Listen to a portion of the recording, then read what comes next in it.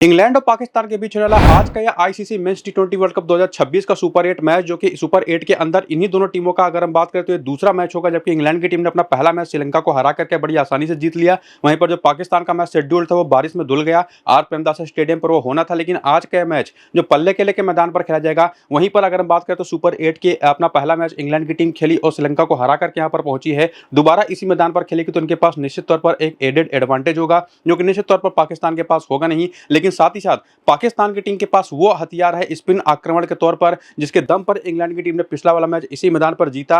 हालांकि अगर हम बात करें इतिहास की टी20 क्रिकेट के अंदर, तो टोटल 30 मैचेस ये दोनों टीमें आपस में खेल चुकी हैं, लेकिन उसमें से 21 मैचेस जीती है इंग्लैंड की टीम। और इवन जो आखिरी 5 टी20 मैचेस इन दोनों टीमों के बीच में हुए हैं, उन 5 के 5 मैचेस को इंग्लैंड की ही टीम जीती है। तो क्या एक बार फिर से आज के इस मैच में, जबकि इसी मैदान पर खेलने का एडवांटेज इंग्लैंड की टीम लेकर के आ रही है, तो इनको वो फायदा होगा और अपना डोमिनेशन जारी रखेगी इंग्लिश टीम पाकिस्तान के ऊपर या पल्ले केले के इस मैदान पर अपनी स्पिन आक्रमण का फायदा उठाते हुए। जैसा कि हमने पिछले वाले मैच में देखा, जो इंग्लैंड और श्रीलंका का मैच हुआ, 146 रन बने 9 विकेट के नुकसान पर इंग्लैंड की टीम की तरफ से, जहां पर पहली इनिंग में 3 विकेटें पेस ने तो ली, लेकिन 5 विकेटें स्पिनर्स ने भी ली। पावर प्ले में 47 के स्कोर पर 3 विकेटें गिर गई थी और सेकंड इनिंग के अंदर श्रीलंकन टीम, जो कि लग रहा था स्कोर को चेज कर जाएगी, लेकिन 95 के स्कोर पर ऑल आउट हो गई। और उन 10 विकेटों में से अगर आप देखें तो 7 विकेटें स्पिनर्स लेकर के गए, यानी कि टोटल जो 19 विकेटें गिरी, उसमें से अगर आप देखें तो 12 विकेटें वहां पर लेकर के गए स्पिन बॉलर। और उसमें से भी निश्चित तौर पर इसके पहले की भी मैचेस की अगर आप स्कोर कार्ड देखेंगे तो पहली इनिंग के अंदर खास करके स्पिनर्स का काफी हद तक बोलबाला तो रहा।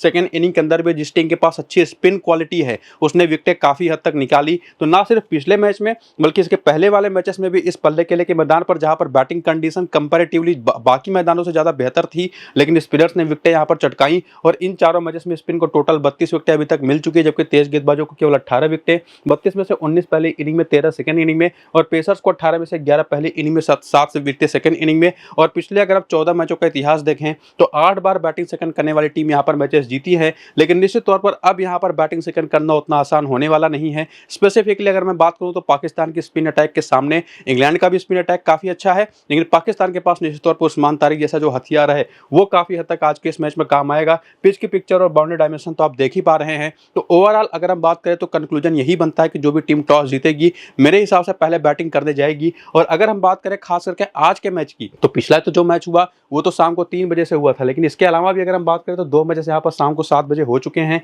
इवन एक मैच तो 11 बजे सुबह को भी हुआ था। और जो शाम के 7 बजे के 2 मैचेस थे, दोनों मैचेस में अगर आप देखें तो बैटिंग सेकंड करने वाली टीम जीती है। लेकिन ये जो इफेक्ट है वो आज मुझे होता दिखाई नहीं पड़ रहा। तो निश्चित तौर पर जो टॉस जीतेगी टीम वो पहले बैटिंग तो करेगी, लेकिन जिस पिच पर आज का मैच होगा वो पिच देखने में कैसी लग रही है वो जानना बड़ा जरूरी है। खास करके वो जो पिच होगी वो उस किस पिच पर मैच खेला जाएगा, जिस पर पिछला वाला मैच हुआ था, या कोई डिफरेंट पिच मिलेगी, वो भी जो सारी इन्फॉर्मेशन होगी आपको मैं टेलीग्राम और व्हाट्सएप चैनल पर बताऊंगा। तो जाकर के उसको ज्वाइन कर लीजिएगा। अपनी फाइनल टीम भी आपको मैं टेलीग्राम और व्हाट्सएप चैनल पर ही दूंगा टॉस के बाद। तो नीचे डिस्क्रिप्शन और पिन कमेंट में लिंक है, जाकर के लिंक को क्लिक करके टेलीग्राम और व्हाट्सएप को ज्वाइन करिए, जिससे आपको पता चल पाएगा कि किस पिच पर मैच हो रहा है और क्या वो स्पिनर्स को फेवर करेगी या नहीं। फिलहाल आपके सामने है इंग्लिश टीम का प्लेइंग 11 और बैटिंग ऑर्डर जो पिछले मैच में खेला था, जो कि आपके सामने है। लेकिन उसके साथ साथ बेंच पर इनके पास जो ऑप्शन मौजूद है वो भी आप देख सकते हो। और जो बॉलिंग इनके तरफ से पिछले मैच में हुई थी, जिसमें आपको ने बताया कि मेजॉरिटी विकेटें स्पिनर्स लेकर के गए थे, और स्पिनर्स में से भी फिंगर स्पिनर्स ज्यादातर विकेटें ले पा रहे थे, क्योंकि इस मैदान का जो एक नेचर है वो निश्चित तौर पर पिच पर बहुत ज्यादा टर्न नहीं हो रही थी गेंद, लेकिन बल्ले पर गेंद फंस करके आ रही थी। और उसका फायदा जोफ्रा आर्चर को भी मिला, जिन्होंने टोटल 3 ओवर करके 2 विकेटें चटकाई थी। बाकी विल जैक्स ने पूरे चारों ओवर किए, 3 विकेटें लेकर के गए। लियम डॉसन ने 7वां, 9वां, 11वां और 16वां ओवर किया। आदिल रशीद और जेमी ओवर्टन ने जो ओवर्स करे उसका भी डेटा आप देख सकते हैं। इसके अलावा करियर के आंकड़े अगर आप देखना चाहे इंग्लिश प्लेयर्स के, तो वो भी आपके सामने हैं। और इसके बाद अगर आप देखना चाहें रीसेंट फॉर्म कि कैसे फॉर्म में ये टीम है, तो वो आपके सामने है, जिसको देखने के बाद आपको एक चीज कम से कम कंफर्म होगी कि फिलिप साल्ट जो शुरू से ही अच्छा स्टार्ट तो कर रहे थे, कंसिस्टेंट थोड़े से नहीं थे, लेकिन निश्चित तौर पर फॉर्म में दिखाई पड़ रहे थे। और वही फॉर्म इन्होंने जारी रखा पिछले वाले मैच में भी, जबकि इनकी पूरी बैटिंग लाइनअप जो थी ना वो पिछले मैच में कोलैप्स हो रही थी। अगर आप इनके अलावा देखें तो बटलर ने केवल 7 रन बनाए, बेथल ने 3 रन बनाए, 6 रन बनाए थे टॉम बेंटन ने, और बर्थडे बॉय ने बनाए थे यहाँ पर हैरी ब्रुक ने 14 रन, सैम करन भी केवल 11 रन बना करके आउट हो गए थे। बाकी विल जैक्स ने बनाए थे 21 रन। यानी कि फिल साल्ट के एक 62 रन के स्कोर के अलावा अगर आप देखें तो सेकंड बेस्ट स्कोर कोई था तो वो विल जैक्स का था। यानी कि पूरी बैटिंग ही नहीं चली, लेकिन वहां पर भी इसी मैदान पर फिलिप साल्ट ने शानदार 62 रन की पारी खेल करके दिखाया कि बढ़िया फॉर्म में है। वहीं पर बटलर ने दिखा दिया कि बहुत ही बुरी तरह से आउट ऑफ फॉर्म चल रहे हैं। इवन बेथल, इनका भी अगर आप देखें कंसिस्टेंसी को लेकर के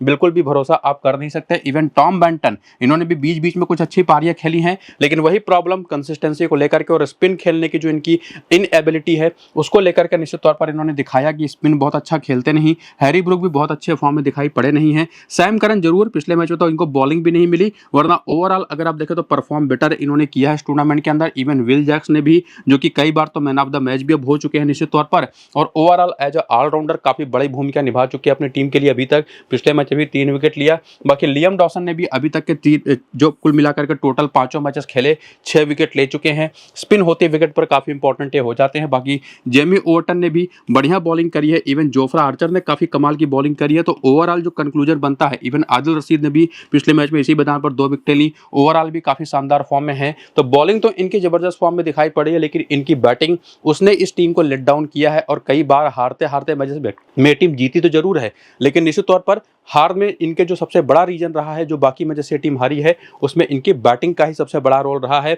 तो बॉलिंग बढ़िया फॉर्म में है, बैटिंग उतने अच्छे टच में दिखाई नहीं पड़ रही, ये बात यहाँ पर क्लियर होता है। लेकिन जब बात आती है श्रीलंका के खिलाफ, पाकिस्तान के खिलाफ खेलने को लेकर के श्रीलंका के इस मैदान पर, तो हेड टू हेड में जो आंकड़े हैं अगर आप उसको देखें तो पाकिस्तान के खिलाफ, जैसा कि आपने जाना शुरू में ही वीडियो के, 30 में से 21 मैचेस जीती है ये इंग्लैंड की टीम। तो निश्चित तौर पर इनके प्लेयर भी डोमिनेट करते रहे हैं, जिसमें फिलिप साल्ट का बैटिंग एवरेज 26 से 27 का है। बटलर का, बेथल के नंबर देखें तो ये बेथल तो नहीं खेले पाकिस्तान के खिलाफ, लेकिन 45 का एवरेज है बेंटन का। हैरी ब्रूक का बैटिंग एवरेज है 55 का। और इवन सैम करन के भी 7 मैच पर 10 विकेटें हैं। विल जैक्स जो कि बहुत नीचे बैटिंग करने आते रहे हैं, ये उतना खास कर नहीं पाए हैं। लेकिन लियम डॉसन के भी आंकड़े देखें तो 3 मैच में केवल 1 ही विकेट है, लेकिन आर्चर के 3 मैच में 5 विकेटें हैं। आदिल रशीद के 19 मैच में 22 विकेटें हैं। तो ओवरऑल जो मेरा अपना कंक्लूजन बनता है यहाँ तक आते आते कि आर्चर और आदिल रशीद 2 बेस्ट ऑप्शन है जिनको अपनी टीम में आप लेके जाएंगे। इवन सैम करन भी, और उसके साथ साथ यहाँ पर फिलिप साल्ट और बटलर भी मेरे टीम में रहेंगे।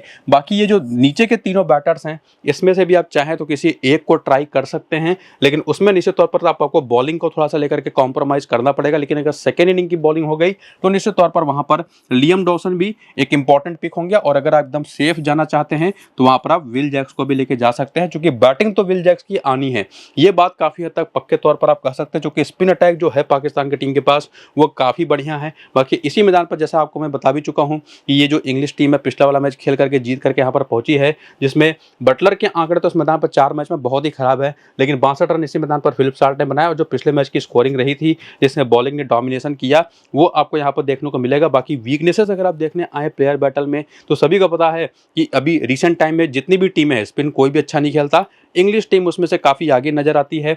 स्पिन को खेलने को लेकर के इनको दिक्कतें रही हैं। फिलिप साल्ट लेग स्पिन पर 25 गेंद पर 22 रन बना करके एक बार आउट हो चुके हैं। मोहम्मद नवाज पर भी एक बार आउट हो चुके हैं, लेकिन इनके ऊपर रन बनाए इन्होंने नवाज पर।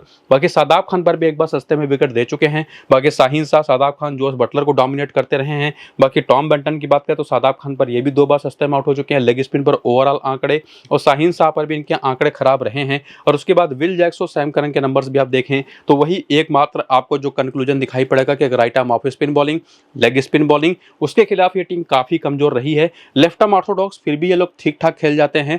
बाकी शाहीन शाह अफरीदी और शादाब खान के नाम भी आप बार बार देखेंगे, तो वो चीज आपको यहाँ पर दिखाई पड़ेगी। तो निश्चित तौर पर वो सारी चीजें जो जाननी थी इंग्लिश टीम के बारे में, कौन से प्लेयर बेस्ट होंगे उसके बारे में, वो तो आपने देखो समझ लिया। लेकिन पाकिस्तान की तरफ से क्या प्लेइंग 11 और बैटिंग ऑर्डर उतरी पिछले मैच में, जो इनका हुआ था सुपर 8 का, जो बारिश में धुल गया, हुआ ही नहीं। लेकिन उसमें जो न्यूजीलैंड के खिलाफ इनके प्लेइंग 11 बैटिंग ऑर्डर होती थी, उसमें फकर जमान भी थे, बाबर आजम भी थे, सलमान आगा, सैम अयूब और साहिब फरहान भी थे। यानी कि ओपनर्स की भरमार इन्होंने कर ली थी। लेकिन किस नंबर पर कौन बैटिंग करने आएगा वो कुछ खास श्योर था नहीं। फिलहाल तो मेरे हिसाब से यही बैटिंग ऑर्डर हो सकता है, लेकिन हो सकता है कुछ चेंजेस भी इसमें हो बैटिंग ऑर्डर में, वो तो टॉस के बाद पता चल जाएगा। बाकी इनकी जो बॉलिंग अटैक है वो भी आप देख सकते हैं, जिसमें उस्मान तारिक भी हैं। बाकी इनका जो बेंच है वो आपके सामने है। और उसके बाद जो बॉलिंग हुई थी लास्ट वाला मैच इनका जो हुआ था लीग स्टेज का, उसमें वो नंबर्स आप यहाँ पर देख सकते हैं। जिसके बाद करियर के आंकड़े अगर आप देखना चाहें तो वो भी आपके सामने हैं। और उस करियर के आंकड़े के बाद रिसेंट फॉर्म जो सबसे जरूरी है उसको अगर आप देखें तो इनके प्लेयर जो रहे हैं, Sahib Farhan top run scorer है फिलहाल इस टूर्नामेंट के अंदर,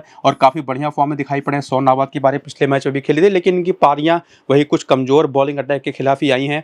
और थोड़ी सी बेहतर बॉलिंग इनके सामने हो जाए, अगर गेंद थोड़ी बहुत स्विंग करा दे कोई बॉलर, या अगर हम बात करें तो थोड़ी सी ऊपर गेंद अगर पिच करा दे, तो उसके सामने इनकी एक भी नहीं चलती, जो कि हार्दिक पांड्या ने भी लास्ट वाले मैच में इंडिया के खिलाफ करके दिखाया था। तो इनके ऊपर मेरा उतना भरोसा बनता नहीं। सैम अयूब भी कुछ खास फॉर्म में दिखाई पड़े नहीं, लेकिन इनकी एडवांटेज इनकी बॉलिंग आ जाती है स्पेसिफिकली इस मैदान पर, जो कि काफी यूजफुल हो सकती है। इनकी ऑफ स्पिन और लेग स्पिन जो दोनों करने की एबिलिटी है वो इनको काफ़ी खास बना देती है। तो निश्चित तौर पर मेरे हिसाब से काफ़ी बढ़िया ऑप्शन होंगे। बाकी सलमान अली आगा, बाबर आजम, फ़खर जमान, ये कौन कहाँ पर बैटिंग करेगा उसको लेकर के हमको अभी कोई श्योरिटी है नहीं, तो अभी इनको लेकर के हम कोई भी एक अपना प्रेडिक्शन नहीं कर सकते कि कहाँ पर बैटिंग करेंगे और उसकी बेसिस पर किसको लेकर के जाना है। हालांकि अभी आप बाबर आजम के बारे में, फ़खर जमान के बारे में, सलमान आगा के बारे में आगे का डेटा देखेंगे। उसके पहले देखें तो थोड़ा सा बेटर फॉर्म में दिखाई पड़े हैं सलमान आगा इन तीनों के कंपेरिजन में। उसमें उस्मान खान भी उतने एबल प्लेयर है नहीं कि आप इनको पिक करें, लेकिन शादाब खान हो गए, ये काफ़ी पीछे आपने देखा प्लेयर बैटल में, इंग्लिश बैटल लेग स्पिन बहुत अच्छा खेलते नहीं। इनके नंबर्स निश्चित तौर पर बहुत ज़्यादा कंसिस्टेंट तो है नहीं, लेकिन मेरे हिसाब से इंग्लैंड के खिलाफ काफ़ी यूजफुल हो सकते हैं। इवन अगर ये स्पिनिंग ट्रैक है, सेकेंड इनिंग की बॉलिंग है, तो वहाँ पर मोहम्मद नवाज भी काफ़ी अच्छे पिक हो सकते हैं। बाकी उस्मान तारिक एक ऐसे नाम हैं जिनको तो आप भूल ही नहीं सकते। तो इस टीम की तरफ से 3 बेस्ट ऑप्शन कौन से हो सकते हैं वो तो आपने देख ही लिया, जिसमें कंडीशनली मोहम्मद नवाज भी आपके टीम में आ सकते हैं। बाकी देखना पड़ेगा सलमान मिर्जा खेलते हैं या नहीं, ये भी काफ़ी अच्छे पिक हो सकते हैं, क्योंकि इनके पास ना स्लोअर वंस बहुत अच्छी है, इनके पास पेस भी है और पेस का जो इनका वेरिएशन होता है वो भी काफ़ी बढ़िया होता है, तो वो काफ़ी यूजफुल हो सकते हैं। तो ये 4 बेस्ट ऑप्शन है जिसमें मोहम्मद नवाज कंडीशनली आपके टीम में आ सकते हैं। लेकिन बाकी बैटिंग सेक्शन में से एक और कौन सा प्लेयर आप लेके जाएं उसका डिसीजन लेने के लिए अगर आप आए हेड टू हेड के आंकड़े देखें तो बाकी या तो लोग खेले नहीं या तो नंबर्स अच्छे नहीं है, लेकिन बाबर आजम के नंबर देखें तो 47 का बैटिंग एवरेज है इनका इंग्लैंड के खिलाफ। फ़खर जमान का बैटिंग एवरेज केवल 19 है और उसी में बाकी जो ऑलराउंडर्स और बॉलर्स हैं उनके भी नंबर्स आप देख सकते हैं, जिसमें शाहीन शाह के भी 10 मैच में 11 विकेटें हैं। इस मैदान पर खेलने के बारे में बात करें तो इस मैदान पर शादाब खान ऑलरेडी 2 मैच में 8 विकेट ले चुके हैं, यहीं पर सलमान आगा भी 1 मैच में 1 विकेट ले चुके हैं। तो कहने का मतलब ये रहेगा कि अगर आप आंकड़ों पर जाएं तो बाबर आजम को पिक कर सकते हैं, लेकिन अगर आप यूटिलिटी पर जाएं तो मेरे हिसाब से सलमान आगा स्पेसिफिकली अगर ये नंबर 3 पर आते हैं एक बार फिर से तभी एक बढ़िया ऑप्शन होगा, क्योंकि इनके साथ एक एडवांटेज है कि ये ऑफ स्पिन बॉलिंग भी कर सकते हैं। तो उसके हिसाब से सैम अयूब के साथ आंकड़ों के दम पर अगर आप जाना चाहें तो बाबर आजम को लेकर के जाइएगा, यूटिलिटी बेस पर जाइए तो सलमान आगा को लेकर के जाइएगा। बाकी शादाब खान, सलमान मिर्जा और उस्मान तारिक 3 और बेहतर ऑप्शंस हैं, total 5 best options. Second inning की बॉलिंग हो गई तो मोहम्मद नवाज को भी आप ट्राई कर सकते हैं। तो इस तरह से प्लेयर्स आपको पिक करने हैं दोनों टीमों की तरफ से। बाकी इस टीम के बारे में इनकी जो बैटिंग लाइनअप है पाकिस्तान की, सीधे सीधे अगर मैं कहूँ कि कोई वीकनेस है तो लेफ्ट आर्म ऑर्थोडॉक्स बॉलिंग के खिलाफ काफ़ी पुअर ये लोग खेलते हैं। हालांकि ऐसे लेफ्ट आर्म ऑर्थोडॉक्स बॉलर जिनके पास वेरिएशन है, सामने की टीम में जो लियम डॉसन है उनके आंकड़े आपने हेड टू हेड में देखा थे, 3 मुकाबले खेले, केवल 1 ही विकेट है, लेकिन ज़्यादातर पाटा विकेटों पर वो मैचेस खेले हैं। तो इस मैदान पर वो काफ़ी यूजफुल होंगे। लेफ्ट आर्म ऑर्थोडॉक्स के खिलाफ इनकी जो कमजोरी है पूरी बैटिंग लाइनअप की और इवन लेग स्पिन पर भी वो आपको साफ साफ नंबर्स में देखने को मिलेगी। सभी एक जितने बैटर्स हैं सभी के खिलाफ, जहां पर आदिल रशीद भी गेम में आ जाएंगे, जोफ्रा आर्चर भी गेम में आ जाएंगे। तो ये मैच जो है ना काफ़ी हद तक टक्कर का होने वाला है। बॉलिंग अटैक किसकी कितनी बेहतर काम करेगी उस पर है, बाकी आपको पता ही है। स्पिन के मामले में निश्चित तौर पर पाकिस्तान की टीम थोड़ा सा आगे है, पेस के मामले में इंग्लिश टीम थोड़ा सा आगे है, बैटिंग दोनों की ही फॉर्म में नहीं है। लेकिन किस इनिंग की बैटिंग होगी, किस पिच पर मैच होगा, उसके हिसाब से काफ़ी सारी चीज़ें आप तय कर पाएंगे टॉस के बाद। वो आपको मैं टेलीग्राम और व्हाट्सएप पर बता ही दूंगा, अपनी फाइनल टीम भी वहीं पर दे दूंगा। तो जाकर के टेलीग्राम और व्हाट्सएप को ज्वाइन कर लीजिए, नीचे डिस्क्रिप्शन और पिन कमेंट में लिंक है। बाकी वीडियो अगर आपने पूरा देख लिया तो क्लैरिटी आपको वैसे भी मिल जानी है। फिलहाल ये वीडियो यहाँ पर करेंगे ख़त्म, चलते हैं, नमस्कार।